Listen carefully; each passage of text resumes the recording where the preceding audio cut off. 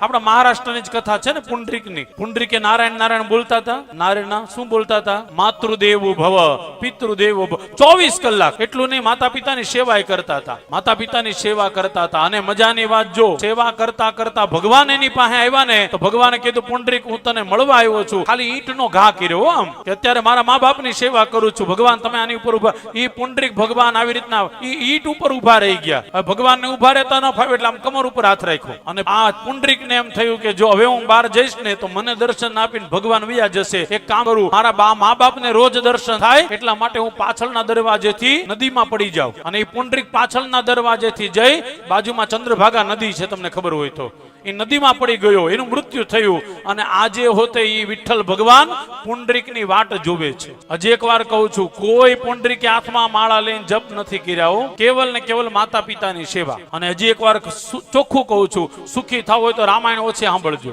ભાગવત ઓછું. એ કથામાં ન અવાય તોય ચાલશે, પણ ઘરે રહેલા વડીલોને પેલા ધ્યાન રાખો. અહીંયા આવતા પેલા એક વખત વડીલોને પૂછી લ્યો, બા ચા પીવો છે? અને બહુ એવું લાગે તો બાને હોતે અહીંયા લેતા હો. અને પેલાની કથા હતી ત્યારે ઓલા દાદીમાને વ્હીલચેરમાં લાવતા, વ્હીલચેરમાં રોજ.